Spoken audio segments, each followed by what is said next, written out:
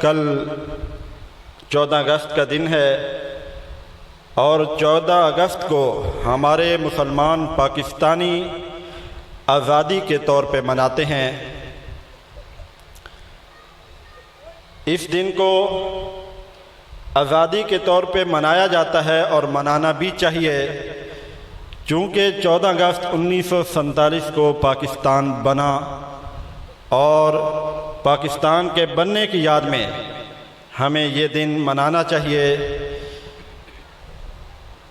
یہ آزادی کا دن ہے، لیکن اگر یوم آزادی کی بجائے اگر ہم اس کو یوم تشکر کے طور پہ منائیں، جس کی اسلام ترغیب دیتا ہے، اسلام فاتح قوموں کو اس چیز کی طرف ترغیب دیتا ہے اور اس چیز کا حکم دیتا ہے، جو فاتح قومیں ہوا کرتی ہیں وہ اپنے آزادی پہ، اپنی فتح پہ ان کے لیے کیا کرنا چاہیے؟ آزادی منانی چاہیے یا پھر یوم تشکر کے طور پہ منانا چاہیے؟ تو یہ پاکستان یہ ایک آزاد ریاست ہے اور اس ریاست کے اندر الحمدللہ ہم آزادانہ طور پر اس کے اندر اپنی عبادات کر سکتے ہیں اور کسی قسم کا کوئی ہمیں روک ٹوک نہیں ہے۔ تو اس کا یہ پاکستان اللہ تبارک و تعالی نے ہمیں عطا کیا، اور پاکستان کی مکہ اور مدینہ سے بڑی عجیب مماثلتیں ہیں کہ مکہ کے اندر بھی جب مکہ فتح ہوا تو رمضان المبارک کا مبارک مہینہ تھا، اور جب پاکستان بنا تو تب بھی رمضان المبارک کا مبارک مہینہ تھا۔ تو رمضان المبارک کے اندر مبارک مہینے میں 27 رمضان المبارک کو یہ پاکستان بنا، تو یہ اس کو مکہ سے اس طرح مماثلت ہے کہ اللہ تبارک و تعالی نے ہمیں یہ رمضان المبارک میں یہ پاکستان عطا کیا۔ اور جب مکہ فتح ہوا تو حضور نبی کریم علیہ السلام اونٹنی کے اوپر سوار ہیں اور مکہ میں داخل ہو رہے ہیں۔ حضور علیہ السلام کا سر مبارک یوں جھکا ہوا ہے اور آپ فرما رہے ہیں الحمدللہ الذی، تمام تعریفیں اس رب کے لیے ہیں، اس رب کی ہیں جس نے اپنے بندے کی مدد کی اور اپنے بندے کو فتح نصیب فرمائی اور اپنا وعدہ پورا کیا۔ تو اللہ نے وعدہ سچ کر دکھایا۔ تو یہ حضور علیہ السلام کا طریقہ کار تھا، حضور علیہ السلام کی تعلیم تھی کہ جب آپ کو فتح نصیب ہو تو پھر آپ نے کیا کرنا ہے۔ اور اسی فتح کے موقع پہ یہ سورت نازل ہوئی اذا جاء نصر اللہ والفتح ورأیت الناس يدخلون فی دین اللہ افواجا۔ تو قرآن پاک میں اللہ تبارک و تعالی فرما رہے ہیں جب تمہیں اللہ فتح نصیب کرے اور لوگ اسلام کے اندر فوج در فوج داخل ہونا شروع ہو جائیں، تو اس وقت تم نے کیا کرنا ہے؟ اس وقت تم نے فسبح بحمد ربک واستغفر، تم نے اپنے رب کی تسبیح بیان کرنی ہے اور استغفار کرنا ہے۔ تو اللہ تبارک و تعالی نے 14 اگست کو ہمیں پاکستان عطا کیا اور یہ آزاد ریاست عطا کی۔ تو اس آزاد ریاست پہ ہمیں بھی اس دن کو یوم تشکر کے طور پہ منانا چاہیے، چونکہ قرآن بھی اس کی تعلیم دے رہا ہے اور حدیث بھی، نبی علیہ السلام کا عمل بھی اس کی تعلیم دے رہا ہے کہ ہمیں اس دن کو یوم تشکر کے طور پہ منانا چاہیے۔ تو پھر یوم آزادی بھی اس کے اندر آ جائے گی۔ تو بات کر رہا تھا کہ پاکستان اور مسلمانوں کے بڑے دو، مکہ اور مدینہ، مکہ اور مدینہ کی جو پاکستان سے مماثلتیں ہیں تھوڑی سی وہ بیان کر کے آگے بات کو چلاتے ہیں کہ اللہ تبارک و تعالی نے جب ہندوستان مکہ کے اندر مشرکین اور مسلمان اکٹھے تھے تو ہندوستان کے اندر بھی پاکستان بننے سے پہلے ہندو اور مسلمان اکٹھے تھے۔ مکہ کے اندر مسلمانوں کو جب پریشان کیا جانے لگا، مسلمانوں کو آزادانہ طور پر عبادت سے روکا جانے لگا، اور اسی طرح ہندوستان کے اندر بھی مسلمانوں کو گائے ذبح کرنے سے روکا گیا، اور گائے ذبح نہیں کر سکتے، وہاں پہ آزادانہ طور پہ آزادی کے ساتھ اپنی عبادت نہیں کر سکتے۔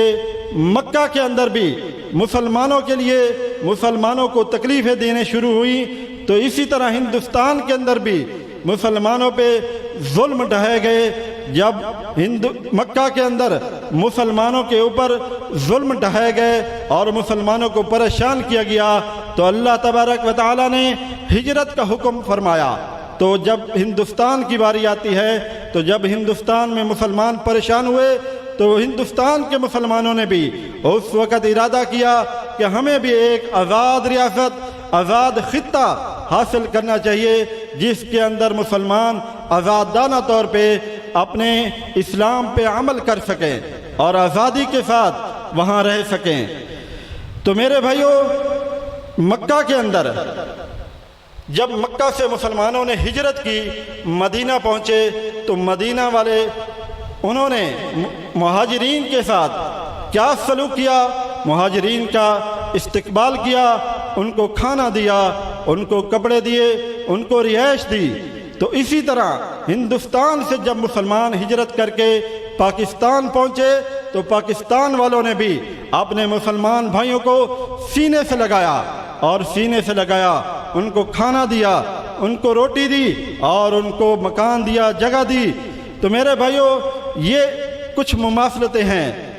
مکہ اور مدینہ میں جب مسلمان مہاجرین وہاں پہنچے تو ان کے پاس کچھ بھی نہیں تھا، تو مہاجرین اور انصار نے مل کر مدینہ کو ایک ایسی ریاست بنایا جس سے پوری دنیا کے اندر اسلام پھیلا۔ تو اسی طرح ہندوستان سے جب مسلمان پاکستان میں پہنچے تو انہوں نے بھی مل کر پاکستان کو ایک ایسی ریاست بنایا، اور ایسی ریاست ایک ایسی طاقت بنایا کہ جس سے پاکستان ایک ایٹمی قوت بنا، اور پاکستان کے پاس کچھ بھی نہیں تھا اس وقت، لیکن پاکستان کو اللہ نے ایک ایسی فوج عطا کی، ایک مثالی فوج، اس کی کوئی مثال نہیں ہے۔ تو میرے بھائیوں، یہ کیسے ہوا؟ یہ مہاجرین اور انصار نے مل کر مدینہ کو اٹھایا۔ تو اسی طرح ہندوستان سے جو مسلمان پاکستان پہنچے تو انہوں نے بھی مل کر پاکستان کو ایک ایسی ریاست بنایا کہ جس سے پوری دنیا میں اسلام پھیلا۔ مدینہ سے پوری دنیا میں اسلام پھیلا تو یہاں سے بھی، پاکستان سے بھی پوری دنیا میں اسلام پھیلا۔ مدینہ کا نام پہلے یثرب تھا، بیماریوں کی جگہ، تو حضور علیہ السلام نے اس کا نام بدل کر مدینہ طیبہ رکھا۔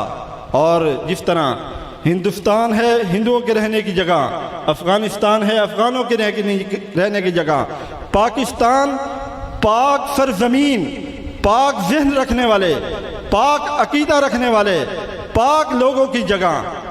تو یہ پاکستان کا اگر فارسی میں ترجمہ کریں تو کلمہ طیبہ مدینہ طیبہ بنتا ہے، اور مدینہ طیبہ کا اگر عربی میں ترجمہ کریں تو پھر پاکستان بنتا ہے۔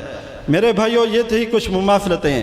تو پاکستان جب بنا تو اس میں مختلف لوگوں کی کاوشیں تھیں، جس میں وکلاء، تاجر، عوام اور علماء کا اس کے اندر سب سے زیادہ کردار تھا۔ علماء کا اس کے اندر سب سے زیادہ کردار تھا، اور اس کردار میں جو علماء دیوبند نے کردار ادا کیا وہ کسی کے حصے میں نہیں آیا۔ علماء دیوبند نے پاکستان بنانے میں، پاکستان کو معرض وجود میں لانے میں اپنا کردار ادا کیا۔ مولانا اشرف علی تھانوی رحمۃ اللہ علیہ نے، کہا جاتا ہے کہ علامہ اقبال نے یہ نظریہ پیش کیا پاکستان بنانے کا، ایسی بات نہیں ہے۔ 1928 کے اندر مولانا اشرف علی تھانوی رحمۃ اللہ علیہ نے یہ اپنے علماء کی محفل میں بیٹھ کر کہا، میرا دل کرتا ہے کہ ایک ایسی ریاست، ایک ایسا خطہ ہمارے پاس ہونا چاہیے جس کے اندر مسلمان آزادانہ طور پر اسلام پہ عمل کر سکیں۔ یہی نظریہ تفصیل کے ساتھ 2 سال کے بعد قید علامہ اقبال رحمۃ اللہ علیہ نے اس نظریے کو پیش کیا، اور یہی نظریہ علامہ اقبال نے قائد اعظم سے بات کی، اور اس کے بعد یہ تحریک چلی، اور جب تحریک چلتی ہے تو قائد اعظم سے مولانا محمد علی جناح سے ہمارے مولانا اشرف علی تھانوی رحمۃ اللہ علیہ کا مسلسل وفود اور خطوط کی صورت میں رابطہ رہا۔ تو قائد اعظم محمد علی جناح سے کسی نے پوچھا کہ تمہارے ساتھ علماء تو ہیں نہیں، آپ کیسے پاکستان بنا لیں گے، کیسے الگ ریاست حاصل کر لیں گے؟ تو قائد اعظم محمد علی جناح نے کہا، میرے ساتھ ایک ایسی شخصیت ہے، ایک ایسا عالم ہے کہ اگر ہندوستان کے سب علماء کا علم اور تقوی اگر ایک پلڑے میں رکھا جائے اور دوسرے پلڑے میں اس شخصیت کا علم اور تقوی رکھا جائے تو وہ پلڑا بھاری ہو جائے گا۔ وہ شخصیت کون تھی؟ وہ شخصیت مولانا اشرف علی تھانوی رحمۃ اللہ علیہ تھے۔ یہ مولانا اشرف علی تھانوی تھے جنہوں نے قائد اعظم کا مکمل ساتھ دیا، اور یہی قائد اعظم آگے چل کر ایک محفل میں بیٹھے ہیں۔ ان کے ساتھیوں نے کہا کہ اس وقت ہندوستان میں سب سے بڑا عالم کون ہے؟ تو کسی نے کسی کا نام لیا، کسی نے دوسرے کا نام لیا۔ تو قائد اعظم محمد علی جناح کہتے ہیں نہیں، وہ اندر گئے، اندر سے جا کے ایک خط اٹھا کے لائے، اور خط جب اٹھا کے لاتے ہیں کہتے ہیں یہ پڑھو۔ جب اس خط کو پڑھا گیا تو سب ساتھیوں نے جو بیٹھے تھے انہوں نے کہا یہ خط تو مولانا اشرف علی تھانوی رحمۃ اللہ علیہ کا ہے۔ تو فرمایا میری نظروں میں اس وقت ہندوستان میں سب سے بڑا عالم جو ہے وہ یہی ہیں۔ تو یہ مولانا اشرف علی تھانوی تھے جن کا قائد اعظم محمد علی جناح کے ساتھ وفود کی صورت میں اور خطوط کی صورت میں رابطہ رہا۔ تو قائد اعظم محمد علی جناح نے انصاف کا تقاضا کرتے ہوئے جب پاکستان بنا تو مولانا شبیر احمد عثمانی رحمۃ اللہ علیہ یہ بھی اس وقت ساتھ تھے، اور مولانا اشرف علی تھانوی رحمۃ اللہ علیہ نے ان کو وہاں سے بھیجا۔ سرحد کا ریفرنڈم ہونا تھا۔ سرحد کے ریفرنڈم کیا ہے کہ تم نے پاکستان کے ساتھ رہنا ہے یا ہندوستان کے ساتھ رہنا ہے؟ تو مولانا اشرف علی تھانوی رحمۃ اللہ علیہ نے مولانا شبیر احمد عثمانی کو بھیجا، جاؤ سرحد کے اندر بیانات کرو اور عوام کو بتاؤ کہ تم نے پاکستان کا ساتھ دینا ہے۔ جب ریفرنڈم ہو جاتا ہے، ریفرنڈم کے بعد مولانا شبیر احمد عثمانی رحمت اللہ علیہ قائد اعظم کے پاس آتے ہیں، ان کو مبارکباد دیتے ہیں کہ مبارک ہو۔ تو قائد اعظم آگے کیا کہتے ہیں کہ اصل مبارک کے مستحق تو تم لوگ ہو جنہوں نے یہ سب کاوشیں کی، اور سب تم نے ہی آ کر یہ پوری محنت کی ہے، اور یہ ساری کاوشیں تمہاری ہیں۔ تمہاری وجہ سے ہی یہ لوگ پاکستان کے ساتھ شامل ہوئے ہیں، یہ تمہاری محنت کی وجہ سے یہ پاکستان بنا ہے۔ اصل مستحق مبارکباد کے تم حضرات ہو۔ تو قائد اعظم نے جب اس دنیا سے جانے لگے، اس سے بڑا ثبوت نہیں ہو سکتا کہ علماء نے قائد اعظم کا کتنا ساتھ دیا، کس قدر ساتھ دیا۔ اور قائد اعظم رحمت اللہ علیہ نے اپنی اس محنت کا ثبوت دیتے ہوئے کہ علماء نے میرے ساتھ کس قدر محبت کے ساتھ، علماء نے کس قدر میرے ساتھ تعاون کیا ہے پاکستان بنانے میں۔ تو قائد اعظم جب پاکستان بن گیا تو قائد اعظم نے اس وقت مغربی پاکستان میں، مشرقی پاکستان اور مغربی پاکستان میں مولانا شبیر احمد عثمانی سے جھنڈا لہروایا، اور مشرقی پاکستان میں جو کہ آج بنگلہ دیش کی صورت میں وہاں پہ مولانا ظفر احمد عثمانی سے جھنڈا لہروایا۔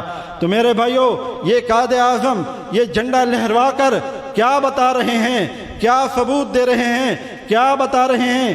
یہی بتا رہے ہیں کہ یہ ان لوگوں کی محنت ہے، ان لوگوں کی کاوش ہے، یہی وہ علماء دیوبند ہیں جنہوں نے پاکستان کو بنانے میں کردار ادا کیا، جب پاکستان بن گیا تو پھر بھی ان لوگوں کا ہی کردار ہے اور ان کی محنت کی وجہ سے پاکستان بنا۔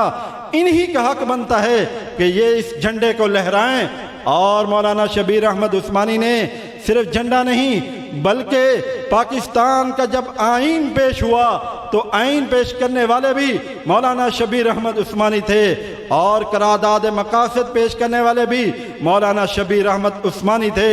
تو آخری بات کرتا ہوں کہ قائد اعظم اس بات کا ثبوت دیتے ہوئے، یہ بات بتاتے ہوئے کہ میں کون ہوں، جو آدمی جس مذہب سے، جس مسلک سے، جس عقیدے سے تعلق رکھتا ہے، مرتے وقت وہ اسی کو یاد کرتا ہے۔ تو قائد اعظم جب اس کے مرنے کا وقت قریب آیا تو قائد اعظم رحمت اللہ علیہ نے وصیت لکھی۔ کیا وصیت لکھتے ہیں کہ میرا جنازہ مولانا شبیر احمد عثمانی دیوبندی پڑھائیں گے۔ تو اس سے پتہ چلتا ہے کہ قائد اعظم کون تھے، پاکستان بنانے والے کون تھے، پاکستان کی حفاظت کرنے والے کون تھے، اور آج تک جنہوں نے پاکستان کی حفاظت کی وہ کون ہیں؟ وہ یہی دیوبندی ہیں جنہوں نے پاکستان کو بنایا، پاکستان کی حفاظت کی، اور آج تک الحمدللہ پاکستان کی حفاظت کر رہے ہیں۔ وآخر دعوانا الحمدللہ رب العالمین۔